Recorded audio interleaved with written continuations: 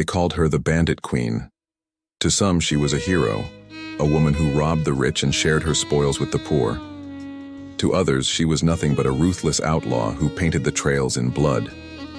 In the 1870s, when men ruled the frontier with guns and greed, Rose Delgado carved her legend with both beauty and bullets. This is her story. Born in 1848 to a Mexican mother and a Texan father, Rose Delgado grew up in the borderlands, a world torn between cultures, law, and chaos.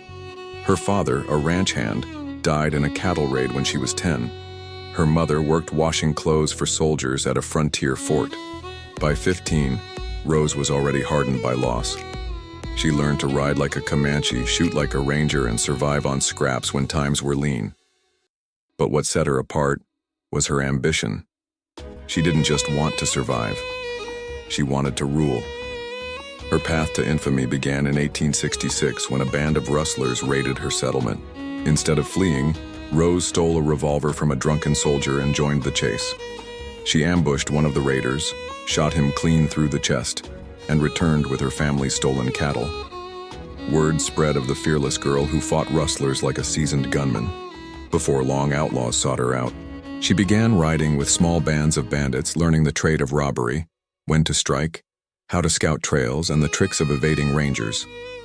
By her 20s, Rose was no longer a follower. She was the leader. Her gang grew from a handful of desperados to nearly 30 riders. They struck stagecoaches, ambushed payroll wagons, and even raided army supply trains. Rose planned every move with precision, often disguising herself as a wealthy senora to lure in targets before the ambush. She earned the name Bandit Queen, not just for her leadership, but for her style. Unlike ragged outlaws, Rose dressed in embroidered jackets, silver spurs, and wide-brimmed sombreros adorned with feathers. She carried twin Colt revolvers on her hips and a knife in her boot. To her men, she was both a leader and a symbol, fearless, untamed, and larger than life. By 1873, the Bandit Queen was the most feared outlaw on the Texas-Mexico border. Stage lines rerouted to avoid her territory. Ranchers armed their wagons like fortresses. Sheriffs and Texas Rangers launched posse after posse, but Rose always slipped away. Her tricks became legend. She once switched horses mid-ride while crossing a river, confusing trackers for days. Another time, she bribed a jail guard with stolen gold, then walked out the front door dressed as a nun. For every robbery, she left her signature, a red silk ribbon tied to the wagon or tree near the scene. To settlers, it became a chilling symbol, proof the Bandit Queen had struck again. Rose wasn't just feared, she was admired. Poor settlers claimed she sometimes shared stolen goods, leaving sacks of flour or coins at their doors. Mothers told their children stories of the Queen who defied greedy bankers and cruel ranchers. But the truth was darker. Rose's gang killed as often as they robbed. Sheriffs, guards, and even rival outlaws met their end beneath her guns.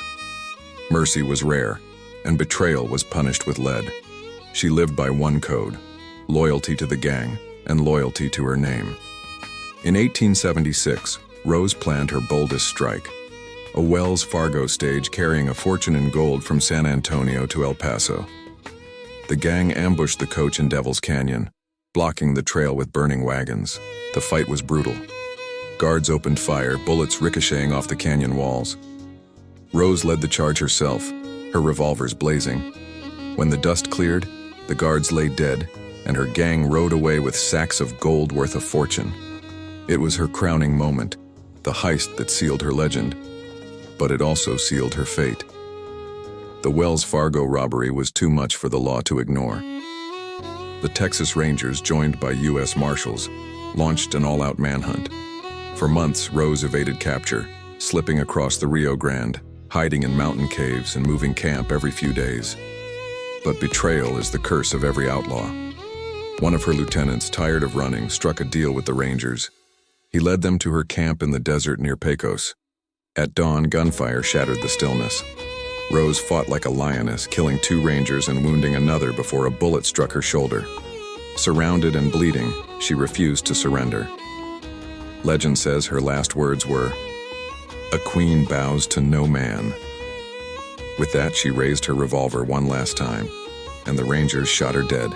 Rose Delgado died at 28, but her legend lived far longer. Newspapers painted her as both villain and heroine. To some, she was a murderous outlaw who terrorized the frontier. To others, she was a symbol of defiance in a world that offered women no power but what they could seize. Even today, stories of the Bandit Queen linger in ghost towns and borderlands, where the wind still carries whispers of her name. The Wild West was filled with outlaws, but few commanded the same fear or admiration as Rose Delgado. She proved that the trails weren't ruled by men alone, and that ambition, courage, and ruthlessness could carve a queen's crown out of dust and blood. That is why the frontier still remembers her not just as an outlaw, but as the Bandit Queen who ruled the trails. If Rose Delgado's story gripped you, ride with us by subscribing to Westside Tales. More tales of outlaws, lawmen, and legends come alive here every single day.